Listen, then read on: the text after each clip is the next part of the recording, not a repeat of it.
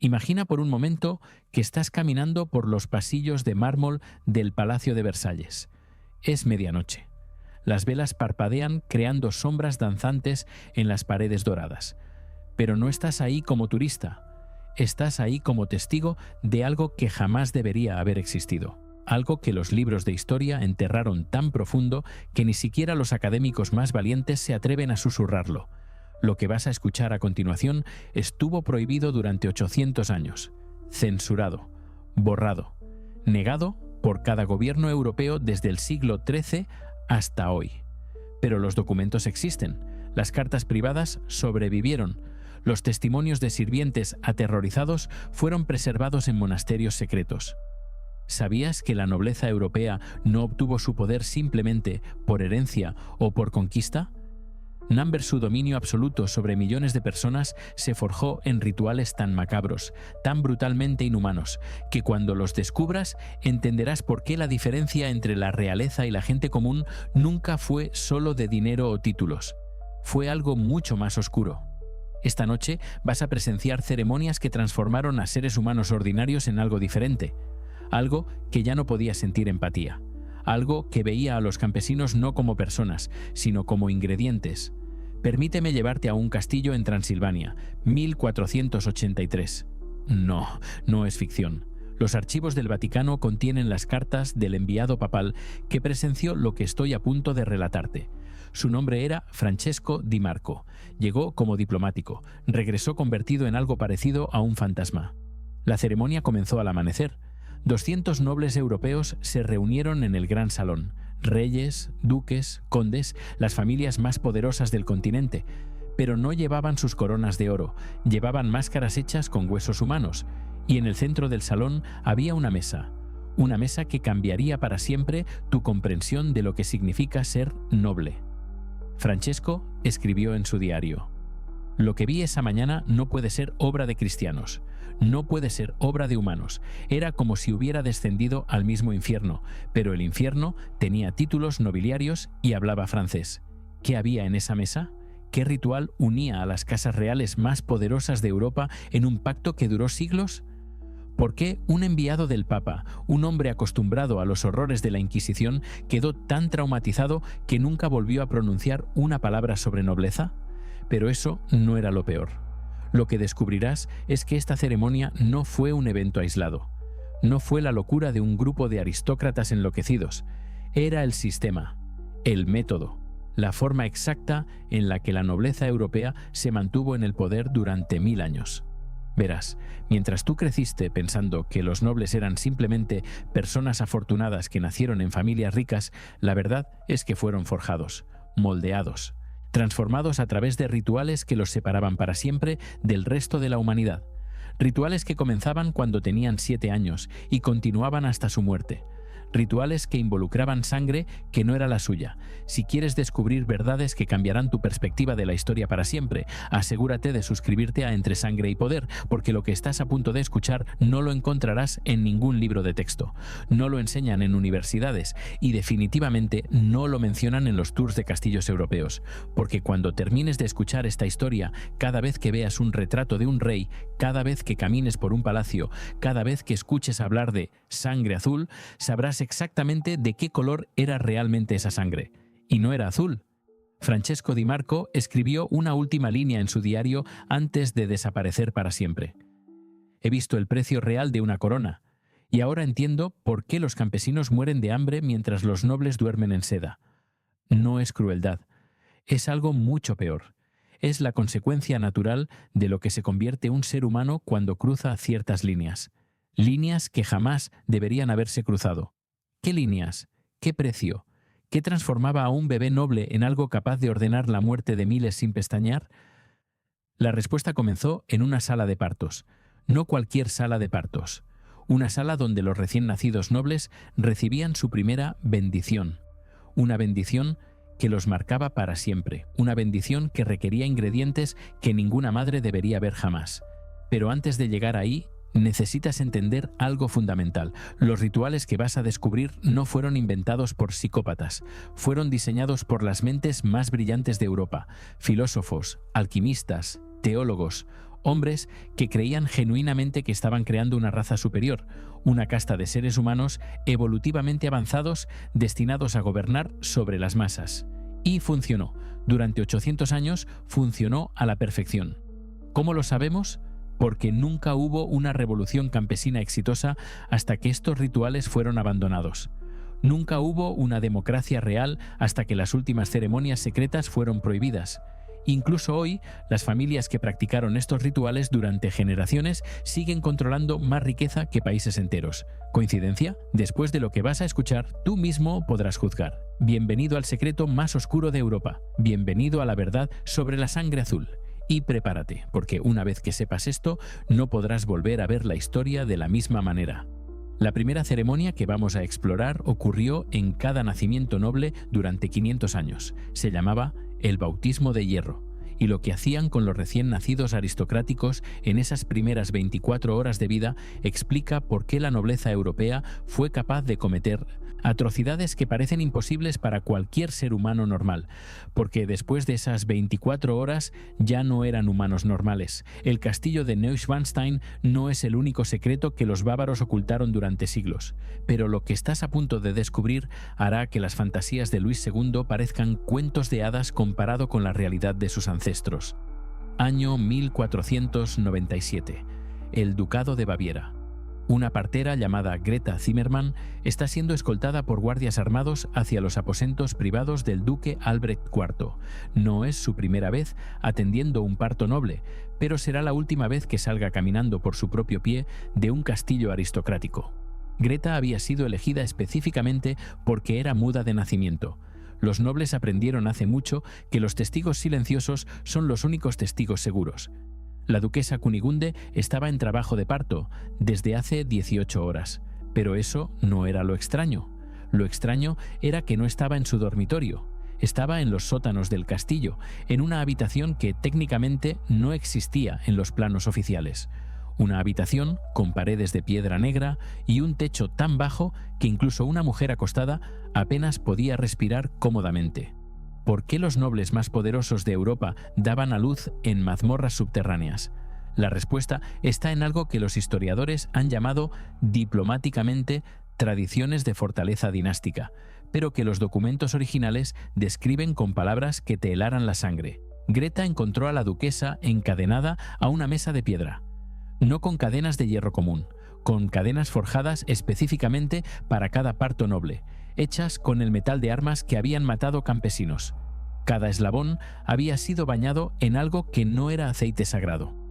El duque Albrecht estaba presente, por supuesto, pero no estaba solo. Había 11 hombres más en la habitación. 11 nobles de las casas más importantes de Europa. Cada uno llevaba una túnica negra con bordados que no encontrarás en ningún museo. Bordados hechos con hilos teñidos en líquidos que prefiero no describir. ¿Qué hacían 12 de los hombres más poderosos de Europa en el parto de un bebé? No estaban ahí para felicitar al padre, estaban ahí para el ritual. Cuando el bebé finalmente nació, Greta extendió sus brazos para recibirlo, como había hecho cientos de veces antes, pero el duque la detuvo. «El niño no es tuyo que recibir», le dijo en alemán medieval, «es nuestro que forjar». Lo que sucedió en los siguientes 30 minutos está documentado en 3 fuentes independientes.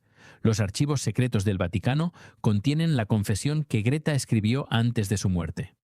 Los registros del monasterio de Sankt Emmeram preservan el testimonio de un monje que fue obligado a bendecir los instrumentos utilizados, y existe una carta personal del conde Heinrich von Württemberg a su hermano describiendo lo que él llamó la ceremonia que nos separa para siempre de los mortales comunes. El bebé fue colocado en una bandeja de plata. No cualquier plata. Plata que había sido fundida con cenizas humanas. Las cenizas de exactamente 100 campesinos que habían muerto en las tierras del duque durante el año anterior.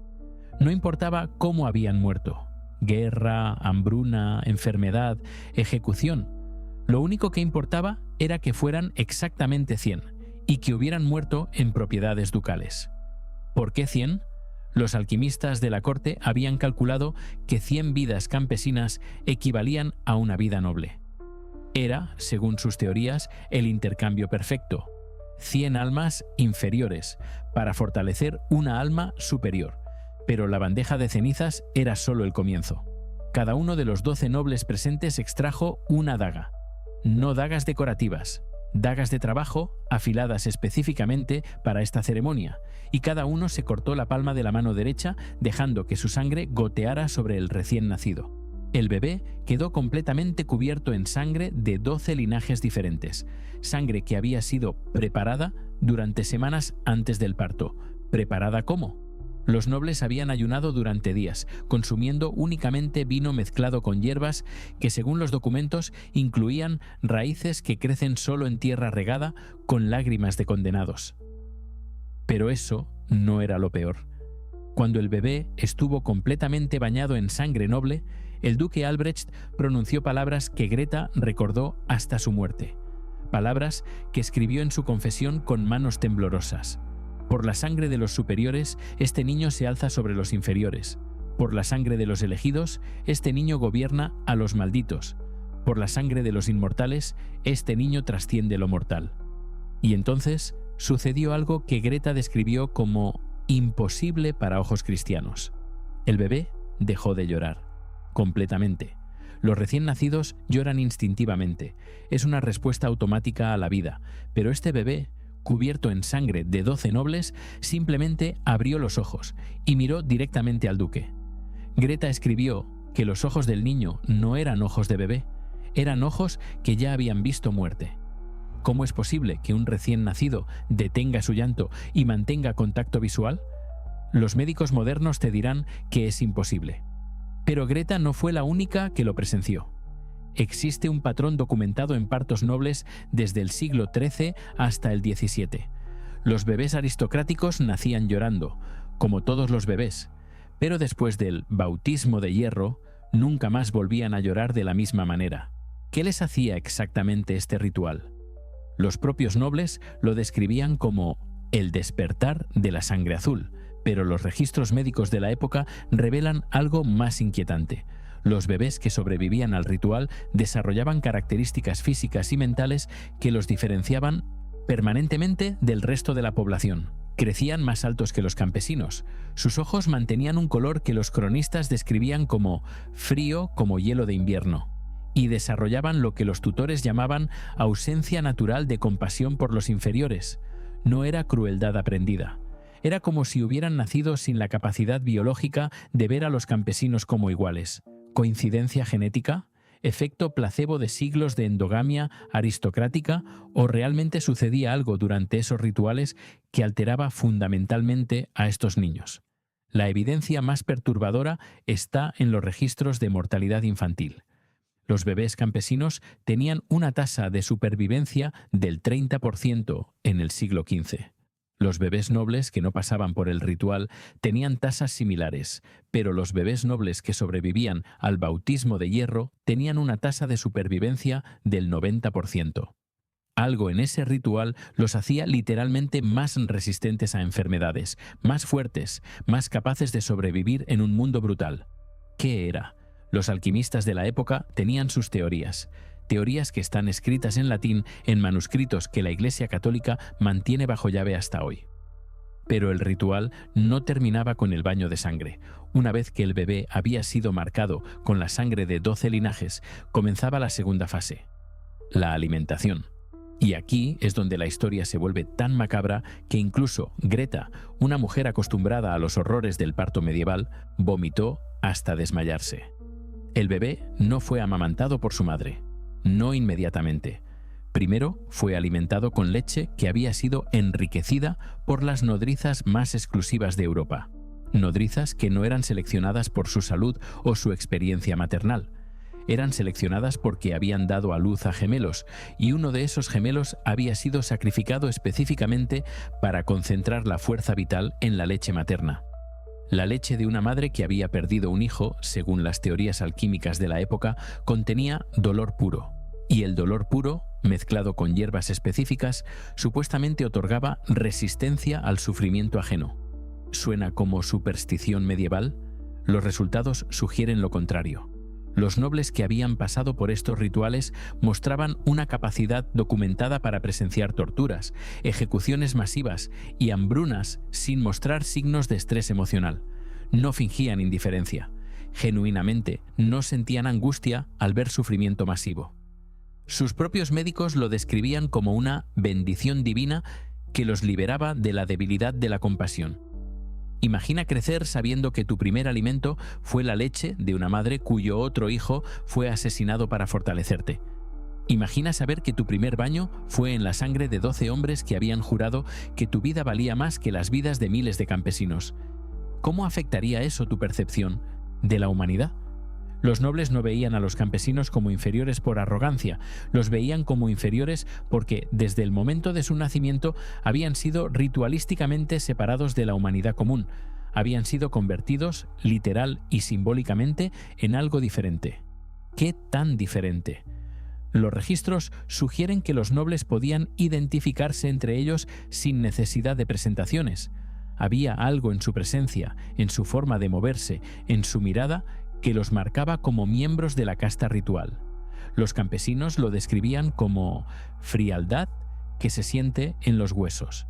Los nobles lo describían como reconocimiento entre hermanos de sangre superior, pero el bautismo de hierro era solo el primer ritual.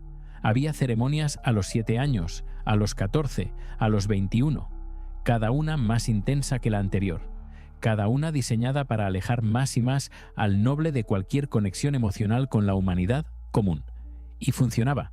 Durante 800 años funcionaba tan perfectamente que los campesinos europeos aceptaban morir de hambre mientras los nobles desperdiciaban banquetes que costaban más que el producto anual de pueblos enteros. No era solo miedo lo que mantenía este sistema, era la certeza instintiva de que los nobles eran, de alguna forma fundamental, diferentes. Greta Zimmermann murió 3 días después del parto, oficialmente por fiebre puerperal. Pero su confesión, escrita en sus últimas horas, revela la verdad. Fue envenenada. Los nobles no podían permitir que una testigo del bautismo de hierro viviera lo suficiente para contarlo. Su confesión termina con una línea que debería grabarse en la memoria de cualquier persona que crea que la nobleza europea era simplemente un sistema político. Vi nacer a un bebé humano. Vi morir a un bebé humano. Lo que salió de esa habitación ya no era completamente humano, y tenía una corona esperándolo. ¿Qué había en esa corona? ¿Cómo se conectaba el bautismo de hierro con los rituales de coronación? ¿Y qué sucedía con los nobles que se negaban a participar en estas ceremonias? La respuesta está en los archivos perdidos de la Casa de Luxemburgo, donde se documentó el destino de los nobles rebeldes que rechazaron los rituales tradicionales. Su destino fue tan brutal que ninguna familia noble volvió a cuestionar las tradiciones ceremoniales durante los siguientes 300 años. Pero antes de llegar ahí, necesitas entender lo que sucedía en los banquetes nobles. Porque si crees que el bautismo de hierro era perturbador, espera a descubrir lo que los aristócratas europeos consideraban comida apropiada para sangre azul. Los menús de estos banquetes han sobrevivido. Y cuando leas los ingredientes, entenderás por qué los cocineros nobles tenían una esperanza de vida promedio de solo 2 años después de comenzar a servir a las casas más importantes de Europa. Si alguna vez has visitado el comedor principal del Palacio de Versalles, probablemente admiraste los candelabros de cristal, los tapices dorados, la mesa que puede acomodar a 100 invitados. Lo que no te dijeron es que esa mesa fue diseñada específicamente para ocultar lo que realmente sucedía durante las cenas más importantes de la nobleza europea. Tenía compartimentos secretos, canales ocultos y un sistema de drenaje que conectaba directamente con las mazmorras subterráneas. ¿Para qué necesitaba un comedor real un sistema de drenaje conectado a las mazmorras?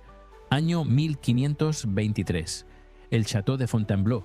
El rey Francisco I de Francia está celebrando la Cena de Ascensión, un banquete que se realizaba cada vez que un noble era elevado al siguiente nivel de la jerarquía secreta que realmente gobernaba Europa. No la jerarquía que aparece en los libros de historia, la jerarquía que importaba. Los invitados llegaron al atardecer, 43 nobles de las casas más poderosas del continente. Pero no llegaron solos. Cada noble trajo un regalo para el banquete. Regalos que caminaban sobre 2 piernas y que habían sido cuidadosamente seleccionados durante meses. El cocinero principal del rey, un hombre llamado Henri de Montmorency, había servido en cocinas nobles durante 20 años. Había preparado banquetes para emperadores, papas, reyes, pero esa noche escribió en su diario personal una línea que sobrevivió milagrosamente a los intentos de censura. Hoy dejé de ser cocinero para convertirme en algo que no tiene nombre en lengua cristiana. ¿Qué transformó a un chef experimentado en algo sin nombre? El menú. El primer plato fue servido en fuentes de oro puro, decoradas con rubíes que habían sido extraídos de las coronas de reyes derrotados. Pero no era el lujo lo que perturbaba a Henri.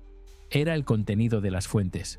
El platillo se llamaba Lágrimas de Inocencia y consistía en algo que los invitados describían como el sabor más puro de la juventud. Henri había tardado 6 meses en perfeccionar la receta, trabajando con ingredientes que llegaban a la cocina real en condiciones que él describió como imposibles de describir sin llorar sangre. ¿Qué ingredientes podían hacer llorar sangre a un hombre acostumbrado a despellejar animales desde los 10 años? Los archivos de la Biblioteca Nacional de Francia conservan un documento extraordinario: el inventario completo de ingredientes utilizados en banquetes nobles entre 1520 y 1540.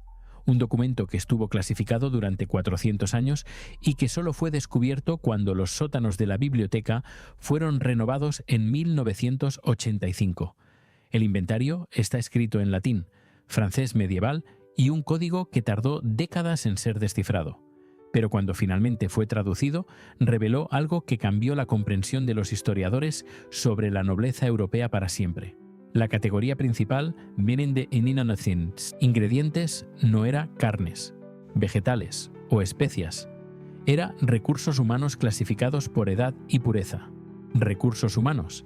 El inventario detalla subcategorías que incluyen lácteos de origen maternal forzado, proteínas de crecimiento interrumpido, extractos de temor, concentrado y esencias de último aliento. Cada categoría tiene especificaciones técnicas tan precisas que parecen manuales de laboratorio, no recetas de cocina. ¿Qué significa lácteos de origen maternal forzado? Los registros médicos de la época lo detallan con una precisión que te helará hasta el alma. Mujeres campesinas que habían dado a luz recientemente eran secuestradas y mantenidas en condiciones específicas en los sótanos de castillos nobles. No para ser nodrizas, para ser productoras de ingrediente primario. Eran alimentadas exclusivamente con hierbas que intensificaban la producción de leche, pero que también la alteraban químicamente. La leche era extraída no mediante amamantamiento, sino mediante torturas específicamente diseñadas para maximizar tanto el volumen como el contenido de esencia de sufrimiento maternal. Porque, según las teorías gastronómicas nobles, la leche de una madre aterrorizada contenía propiedades nutritivas superiores a la leche de una madre feliz. ¿Durante cuánto tiempo podían mantener a estas mujeres como productoras? Los registros sugieren que el promedio era de 8 meses. Después de eso, se convertían en ingredientes para otras categorías del menú, pero la leche era considerada un ingrediente básico. Los platos principales requerían preparaciones mucho más complejas. Proteínas de crecimiento interrumpido era el eufemismo noble para carnes obtenidas de una forma que incluso los carniceros profesionales de la época se negaban a procesar. Los nobles tenían sus propios especialistas en preparación, hombres que habían sido específicamente entrenados desde la infancia para desarrollar técnicas que maximizaran tanto el sabor como el poder nutritivo espiritual. ¿Poder nutritivo espiritual? Los nobles creían genuinamente que consumir ciertas carnes les transfería las cualidades esenciales de la fuente: juventud, inocencia, temor, dolor, esperanza truncada. Cada emoción tenía un sabor específico y cada sabor otorgaba supuestamente diferentes beneficios al consumidor noble. Henri de Montmorency describió el proceso de preparación de proteínas de crecimiento interrumpido en términos que son tan gráficos que incluso los historiadores especializados en tortura medieval tienen dificultades para leerlos completos. Pero lo que es crucial entender es que no era sadismo random, era metodología. era ciencia aplicada según los estándares de la época. Los nobles habían desarrollado técnicas de preparación que supuestamente concentraban décadas de fuerza vital en porciones individuales. El proceso requería mantener a los ingredientes en estados emocionales específicos durante semanas antes del procesamiento. Terror constante para concentrar adrenalina. Esperanza falsa seguida de desesperación para intensificar el sabor. Dolor físico controlado para marinar la carne desde adentro. ¿Suena como las fantasías de un psicópata medieval? Los resultados nutricionales sugieren que había algo real en sus métodos. Los nobles que participaban regularmente en estos banquetes vivían en promedio 30 años más que la población general. En una época donde la esperanza de vida promedio era de 40 años, los nobles asiduos a estas cenas llegaban rutinariamente a los 70 u 80 años.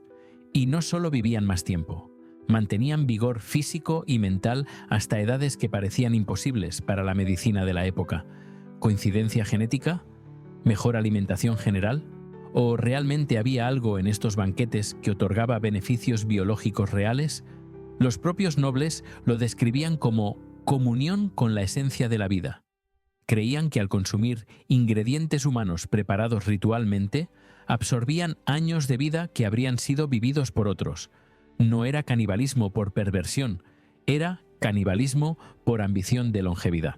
Y aparentemente funcionaba, pero los banquetes no eran solo sobre nutrición, eran ceremonias de unión. Rituales que ligaban a los participantes en pactos que duraban generaciones. Porque cuando compartes una mesa donde el menú incluye ingredientes que murieron específicamente para tu placer gastronómico, creas vínculos que van más allá de la política o el comercio. Creas complicidad absoluta. Ningún noble que había participado en un banquete de ascensión podía traicionar a otro participante, no por honor o lealtad, por supervivencia mutua, porque todos tenían secretos idénticos, todos habían cruzado las mismas líneas, todos eran igualmente culpables de atrocidades que harían que la Inquisición pareciera misericordiosa. Esta fue la verdadera base del poder aristocrático europeo. No la herencia, no la fuerza militar, no la riqueza, sino la complicidad mutua en crímenes tan monstruosos que la exposición significaba la destrucción total no solo del individuo, sino de linajes enteros.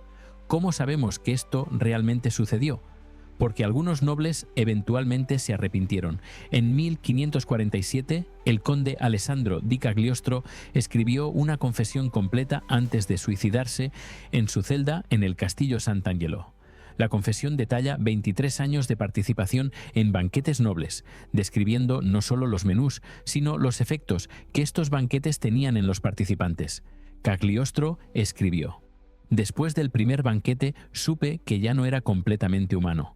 Después del 10º supe que nunca podría volver a serlo. Los sabores se vuelven adictivos no porque sean deliciosos, sino porque te conectan con algo que está más allá de la moralidad humana.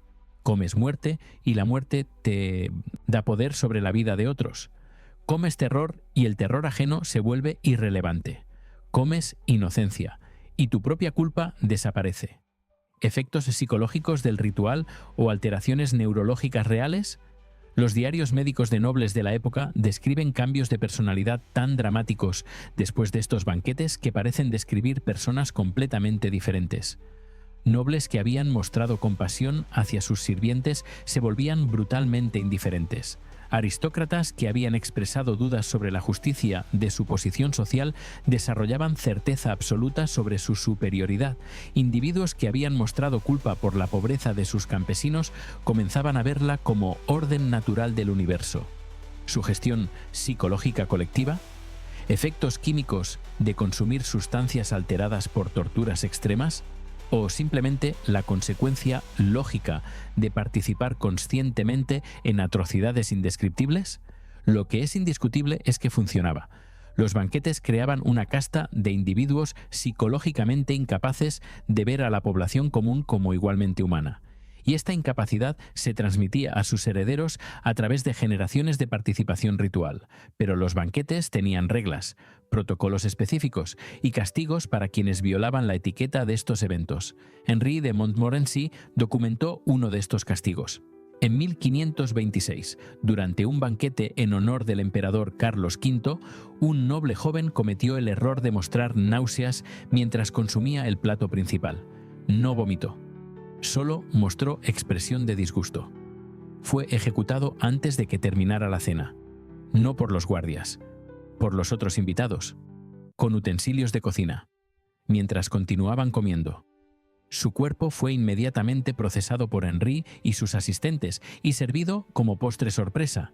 Los nobles lo consumieron sabiendo exactamente qué era, y lo describieron como especialmente sabroso por el condimento del castigo merecido, porque esta brutalidad extrema contra uno de los suyos, porque la menor muestra de humanidad durante estos banquetes amenazaba la ilusión colectiva que mantenía funcionando todo el sistema. Si un noble podía sentir repulsión por estas cenas, entonces todos eran capaces de sentir repulsión.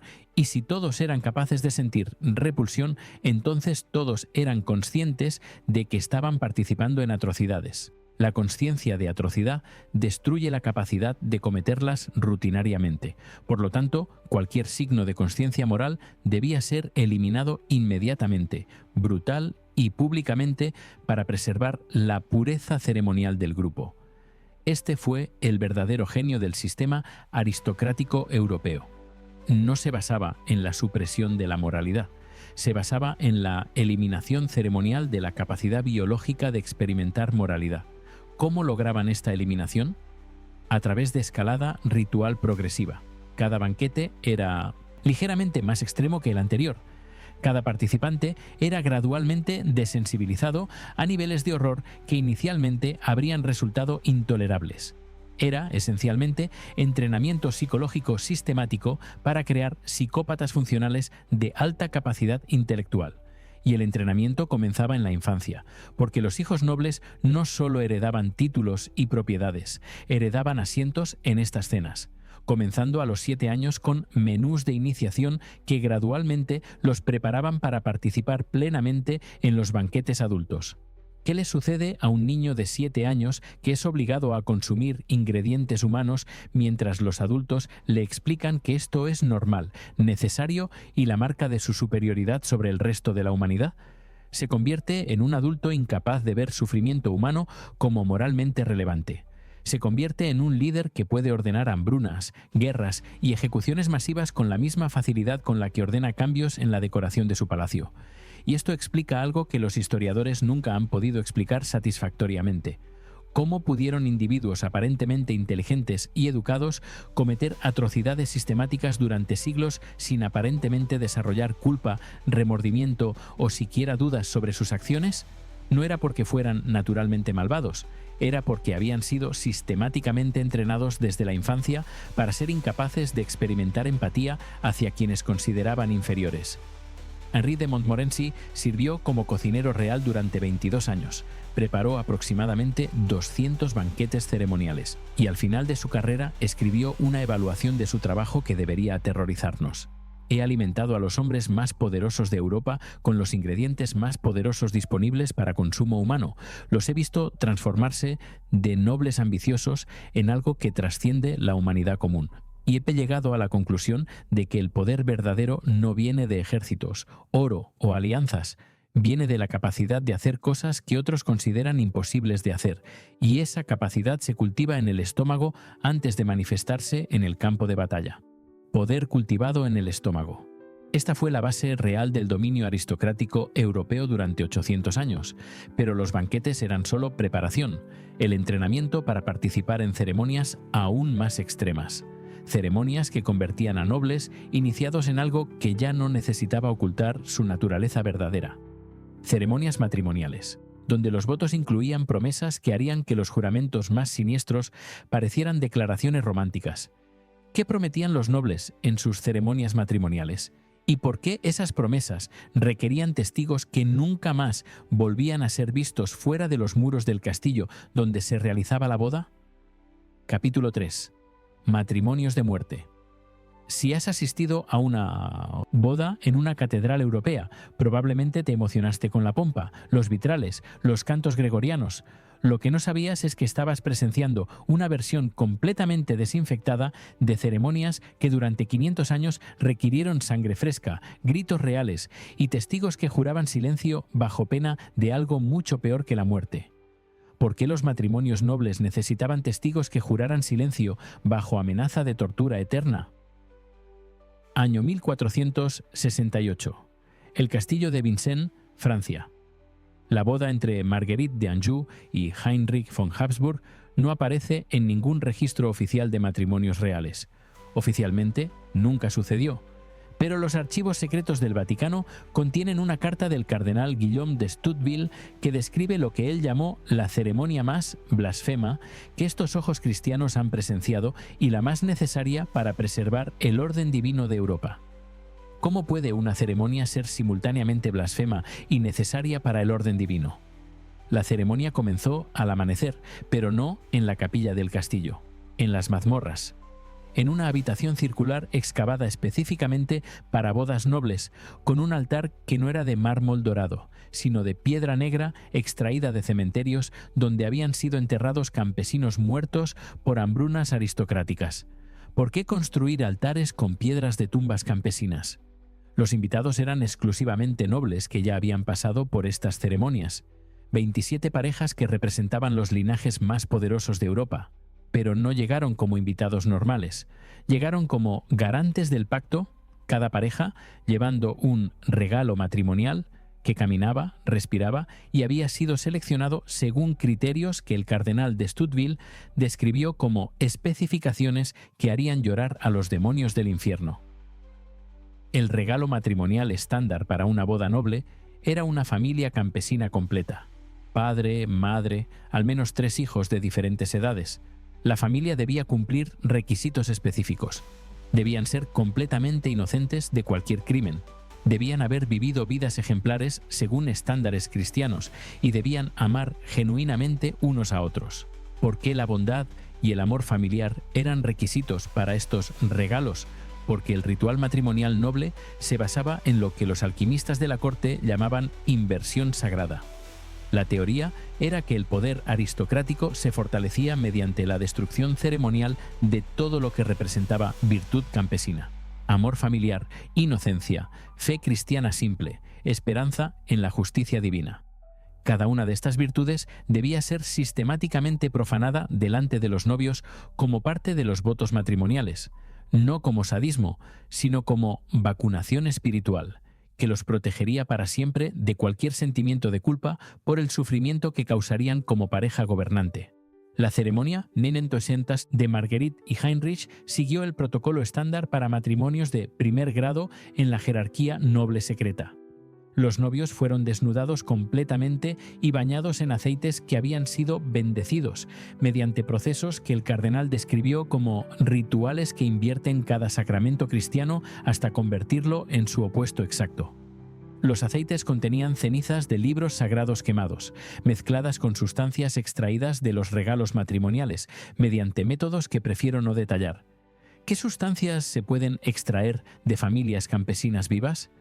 Los registros alquímicos de la época los categorizan en esencias de terror puro, extractos de amor destruido, concentrados de esperanza truncada y destilaciones de fe quebrantada.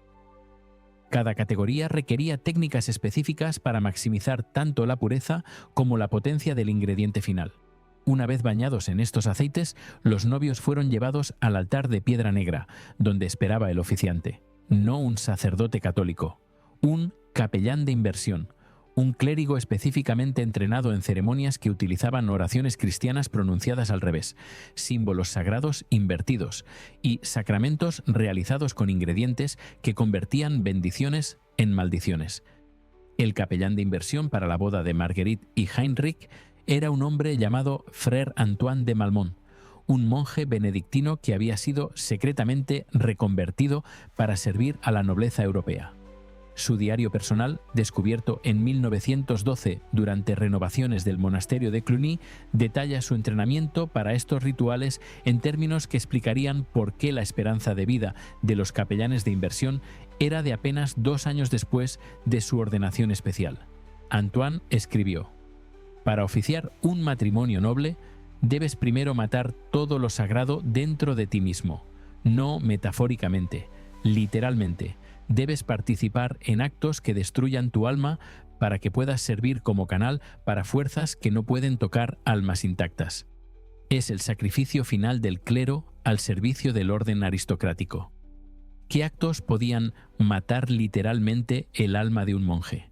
Antoine los describió en latín usando códigos que tardaron décadas en ser descifrados. Cuando finalmente fueron traducidos, revelaron una metodología sistemática para destruir la capacidad humana de experimentar lo sagrado, reemplazándola con una conexión directa a lo que Antoine llamaba la fuente de todo poder temporal.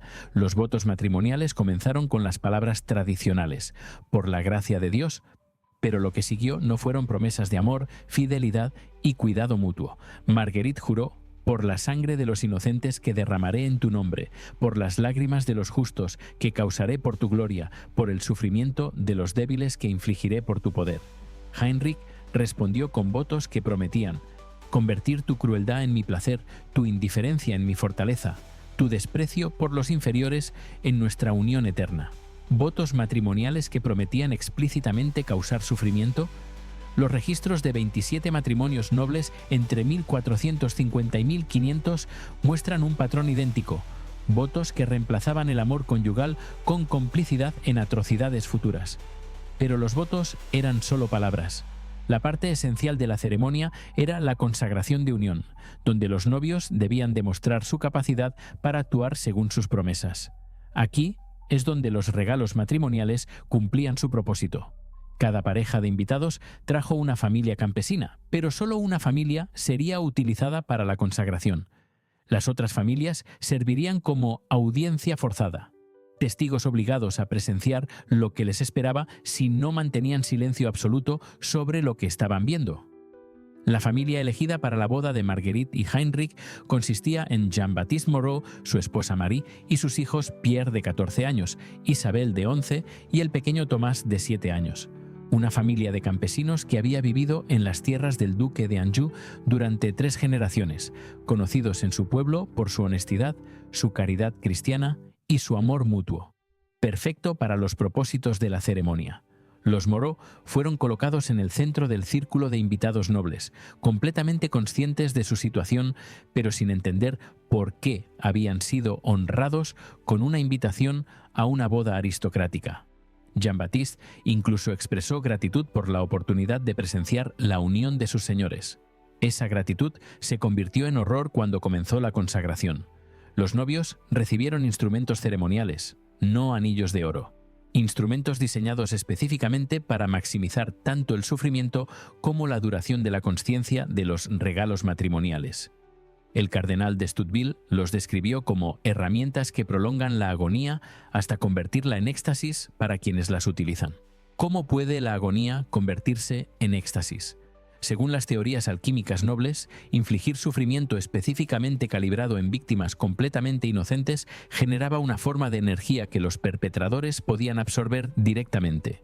No energía metafórica, energía que producía efectos fisiológicos reales y mensurables. Los nobles que participaban en estas ceremonias reportaban sensaciones descritas como poder fluyendo directamente desde el alma de la víctima hacia mi propia esencia.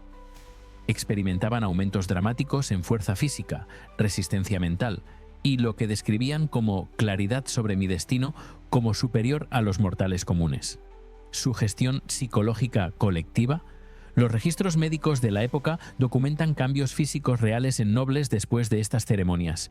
Aumento de estatura, cambios en color de ojos, desarrollo de lo que los médicos describían como resistencia sobrenatural a enfermedades que afectan a campesinos.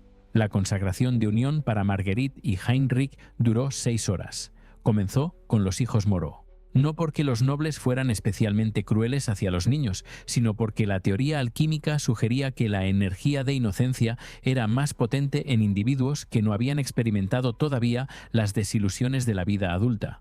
Los procedimientos fueron realizados no por verdugos profesionales, sino por los propios novios.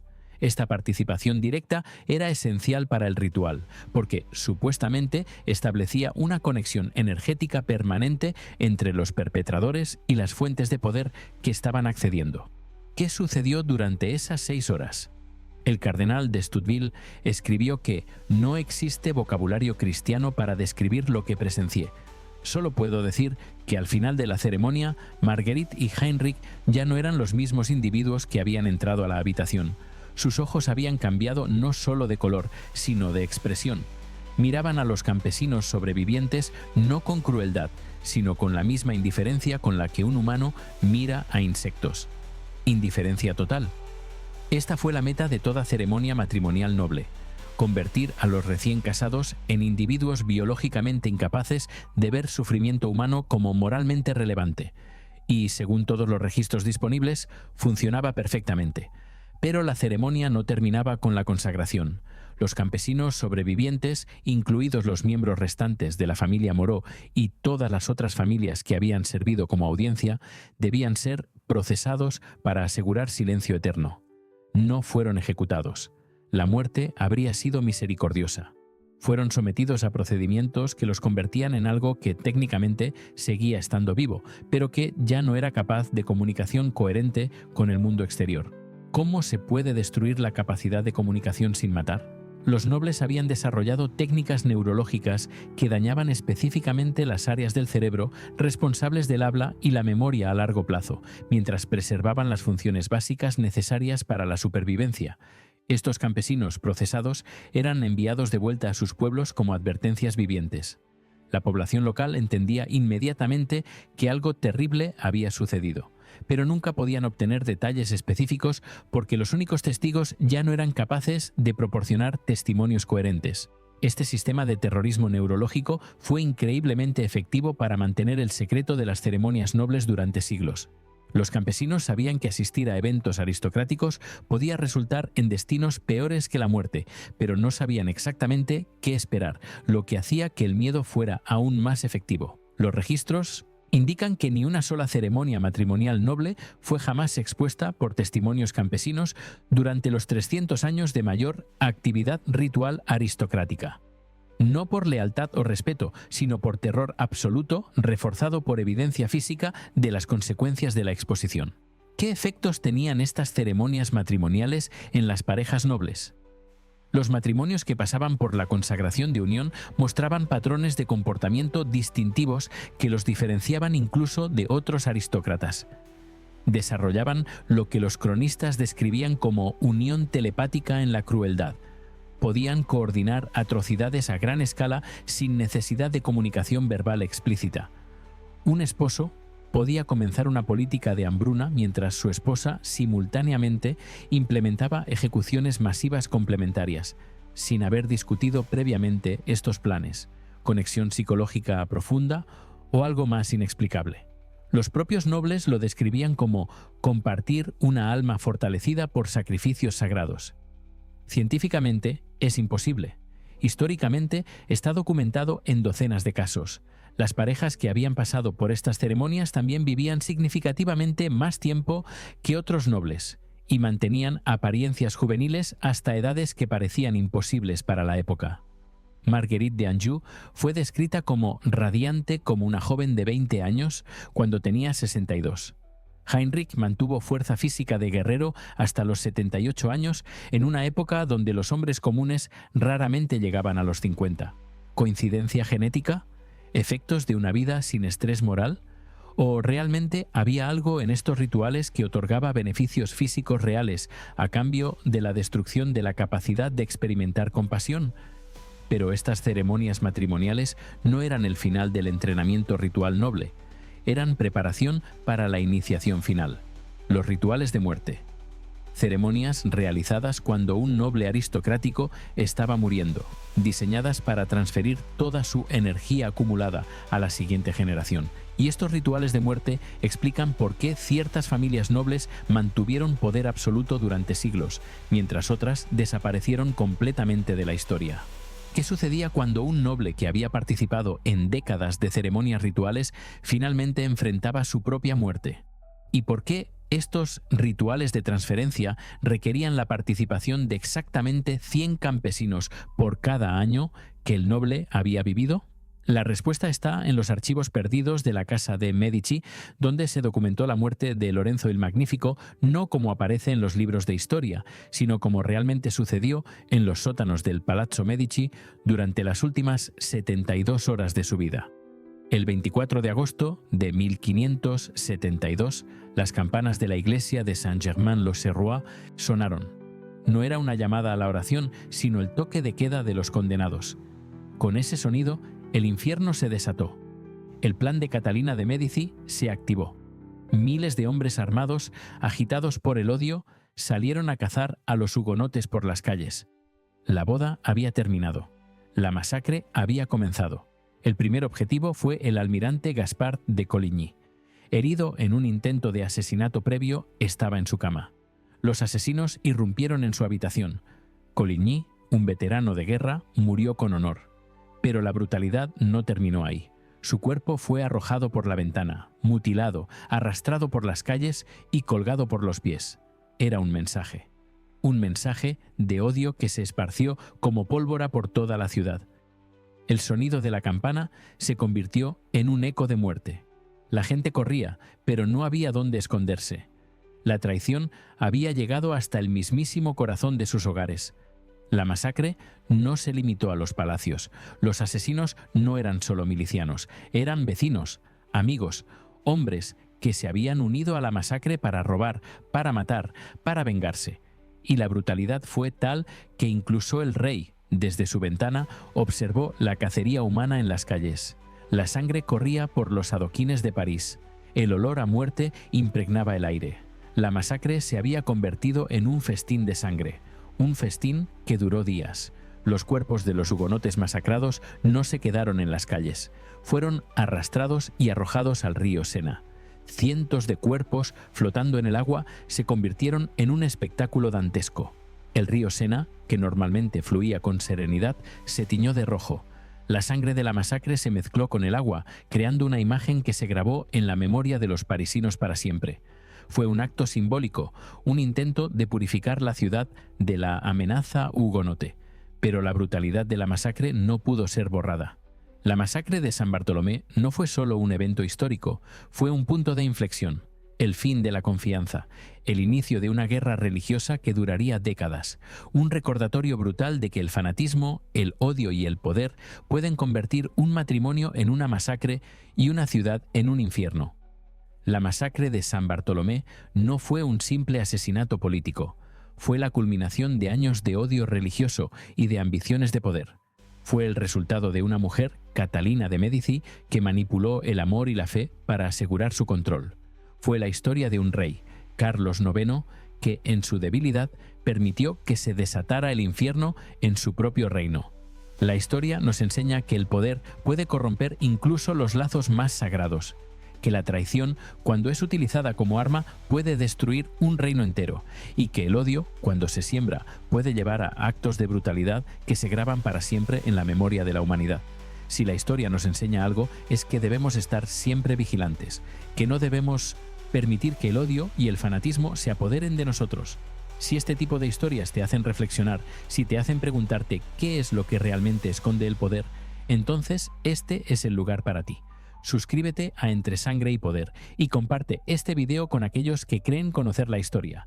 Nos vemos en el próximo video, donde revelaremos la verdad detrás de una de las mayores traiciones de la historia.